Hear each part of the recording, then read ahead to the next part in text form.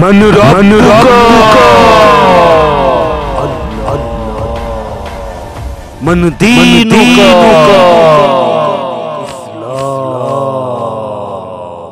मन नबी मोहम्मद सल्लल्लाहु अलैहि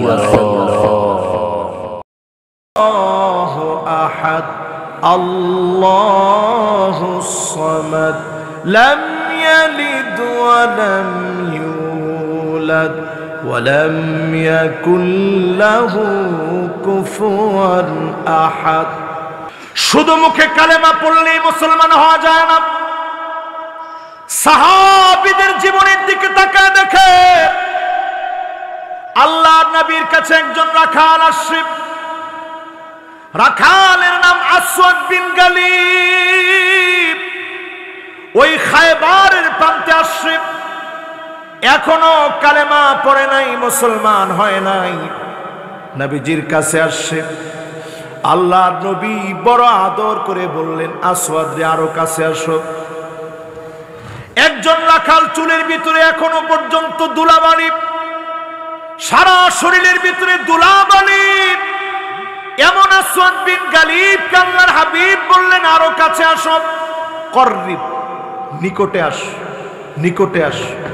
আসওয়াদ বিন গালিব চিন্তা করলো, কিরে, জীবনে কোনো মানুষ তো আমাকে মূল্যায়ন করে নাই, এই মানুষ আমার এত দাম দিচ্ছে।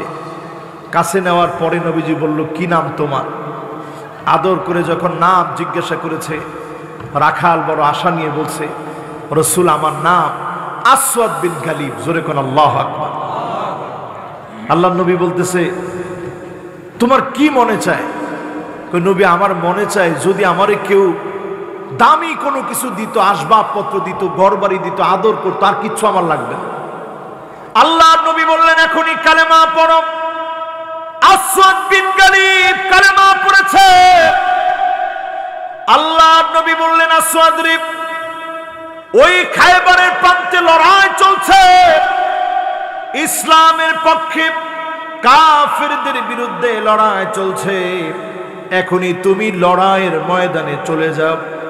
হাতের মধ্যে শুধু একটা লাঠি, এই লাঠি নিয়ে চলে গেছে খায়বার প্রান্তে আসওয়াদ বিন গালিব। যেই না মাত্র চলে গেছে, কাফেরের তীর এসে বুক চিরে ঢুকে গেছে, জর্জর করে রক্তগুলা পড়তেছে।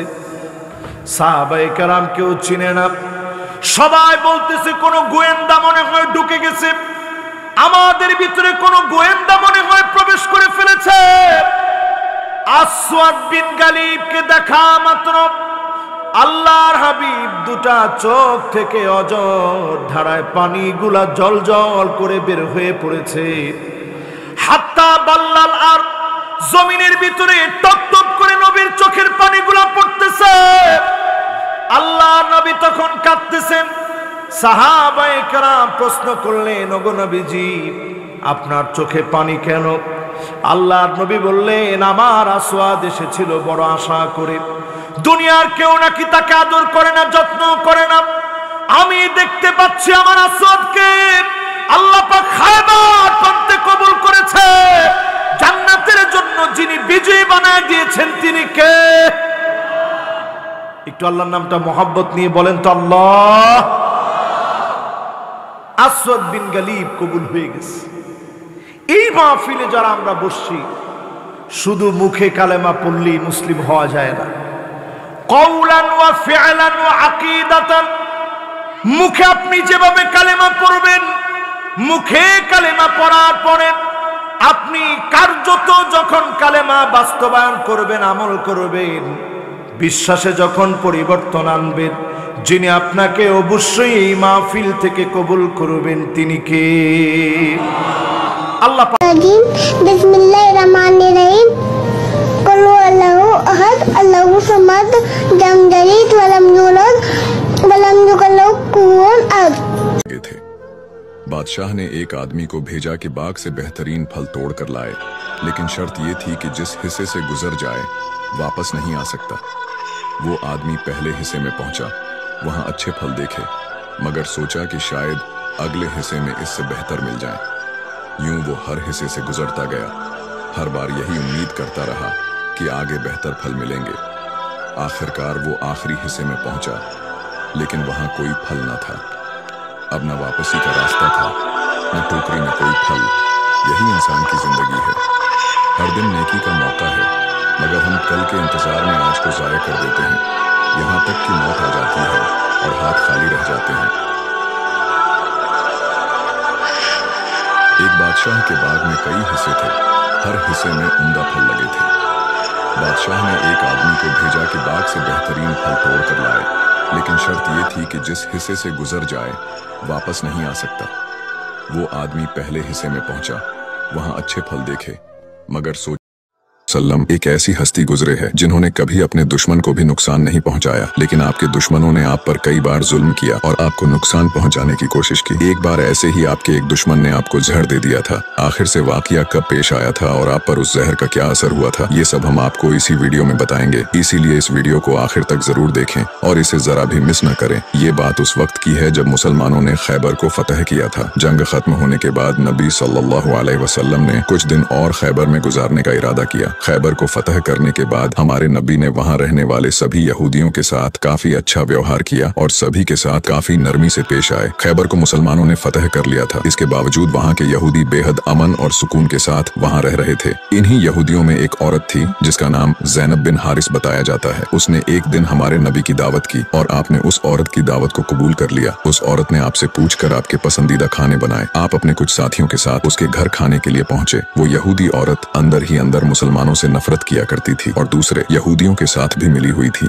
जो मुसलमानों के दुश्मन थे। उस औरत ने खाने में पेश होने वाले बकरी के गोश्त में जहर मिला दिया था। जब जहर से भरे उस गोश्त को आपके सामने पेश किया गया और आपने खाने के लिए एक निवाला उठाया और अपने मुंह में रखा तो आप समझ गए कि इसमें जहर मिला हुआ है। आपने तुरंत अपने साथियों को खाना खाने से रोक दिया और कहा कि इसमें जहर मिला हुआ है, लेकिन अफसोस कि आपके कुछ साथी उस वक्त तक कुछ गोश्त खा चुके थे जिसकी वजह से उनकी शहादत हो गई। कहा जाता है कि जहर के बारे में हमारे नबी को उस जहर की बोटी ने ही खबरदार किया था। इस वाक़ये के बाद उस औरत के साथ साथ उसके सभी साथियों से पूछताछ की गई तो उन्होंने न सिर्फ अपना गुनाह कबूल किया बल्कि ये भी कहा कि हमने आपके साथ ये इसलिए किया क्योंकि हम ये देखना चाहते थे कि आप अल्लाह के सच्चे नबी हैं या नहीं। अगर आप अल्लाह के सच्चे नबी हैं तो इस जहर का आप पर असर नहीं होगा, और अगर आप अल्लाह के नबी नहीं हैं तो हमें आपसे छुटकारा मिलेगा। ये बात तो सब जानते हैं कि हमारे नबी ने कभी किसी से बदला नहीं लिया, जबकि आप पर कई बार बहुत जुल्म किया गया जिसके बारे में कोई सोच भी नहीं सकता। लेकिन जब उस जहर की वजह से आपके सहाबा की शहादत हुई थी तो कानून के मुताबिक उस औरत को भी कत्ल कर दिया गया। लेकिन कुछ रिवायतों में आता है कि उस औरत ने खुदकुशी कर ली थी। वही कुछ रिवायतों में कहा जाता है कि उस औरत को माफ कर दिया गया था। इस बारे में कई मुफस्सरीन अपनी अलग अलग राय रखते हैं। एक हदीस में हजरत आयशा फरमाती है कि जब नबी सल्लल्लाहु अलैहि वसल्लम की जिंदगी के आखिरी दिन चल रहे थे और आप बीमार रहा करते थे, उस समय आप कहा करते थे कि खैबर में जो मैंने जहर से मिले हुए गोश्त का टुकड़ा खाया था उसका दर्द मैं आज भी महसूस कर सकता हूँ। ये बात कई किताबों से साबित है कि उस जहर का असर हमारे नबी के आखिरी दिनों में देखा गया था और इसी जहर के असर ने आपकी वफात में एक अहम किरदार अदा दिया था। আমাদের মধ্যে এমনও মানুষ আছে যারা আজ পর্যন্ত ফজরের সময় ঘুম থেকে জেগে দেখেনি।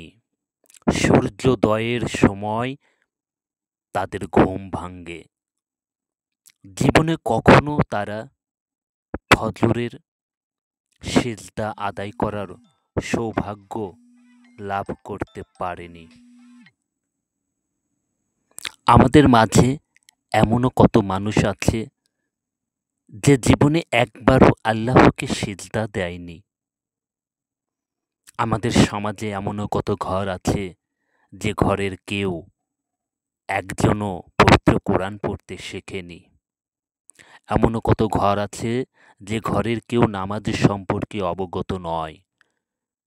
এ বাঞ্ছনা, এ পতনের কি কোনো শেষ আছে? অথচ সকলকেই আল্লাহর দরবারে যেতে হবে, কিন্তু এর প্রস্তুতি কোথায়? এর প্রস্তুতি কোথায়? আমাদেরকে মনে রাখতে হবে এ পৃথিবীতে আমাদের আগমনের লক্ষ্য ছিল বিশ্বনবী জনাবে মুহাম্মদুর রাসূলুল্লাহ সাল্লাল্লাহু আলাইহি সাল্লামের আদর্শকে বাস্তবায়ন করা। দুর্ভাগ্যবশত আমরা আজ তার জ্বালানো প্রদীপকে নেভাতে বসেছি। আমরা নিজ হাতে তার জীবন আদর্শের প্রতিটি ইট এনে তুলে ছুঁড়ে মারছি। আমরা হলাম এ মোহাম্মদ। মনে রাখতে হবে, এ পৃথিবীতে আমাদের আগমনের লক্ষ্য ছিল রাসূলে আরবি সাল্লাল্লাহু আলাইহি সাল্লামের আদর্শকে বাস্তবায়ন করা। দুর্ভাগ্যবশত আজ আমরা তার জ্বালানো প্রদীপকে নেভাতে বসেছি। আমরা নিজ হাতে তার রচিত জীবন আদর্শের প্রতিটি ইট তুলে এনে ছুঁড়ে মারছি। আমরা এ মোহাম্মদী বাগানের মালি। আমরাই যদি এ বাগান উজাড় করি, তাহলে বাগান আবাদ হবে কিভাবে? আসুন জান্নাতের পথে রাসূলের বাগানকে আবাদ করি, জান্নাতের সন্ধান করি। জান্নাতই হলো আমাদের কাঙ্ক্ষিত গন্তব্যস্থল। আল্লাহ পাক আমাদের সকলকে সেই জান্নাতের কাঙ্ক্ষিত গন্তব্যস্থলে পৌঁছার তৌফিক দান করুক এবং তার নেক বান্দা হিসেবে কবুল করে নিক। সকলে বলি आमीन। इरशाद फरमाते हैं, इल्म का हासिल करना हर मुसलमान मर्द व औरत पर फर्ज है। प्यारे इस्लामी भाइयों, हर मुसलमान मर्द औरत पर इल्म सीखना फर्ज है। यहाँ इल्म से बकदरे जरूरत शरई मसाइल मुराद है, लिहाजा रोजे नमाज के मसाइल जरूरिया सीखना हर मुसलमान पर फर्ज। हैज और निफास के जरूरी मसाइल सीखना, हर तिजारत के मसाइल सीखना हर ताजिर पर, हज के मसाइल सीखना haz ko जाने। Bismillahirrahmanirrahim. Allah'ım bugün de sana kul olarak el açıyoruz. Bugün bütün şeyleri bizden uzak eyle. Sürpriz belalardan cümlemizi koru. Mutlulukları, huzurları, güzellikleri hayırlı bir şekilde ver ve bizi sevdiklerimizden ayrı koyma. Sen bize rahmetinle, merhametinle muamele eyle Allah'ım. Ümmet ki Muhammed'e hayırlar ihsan eyle.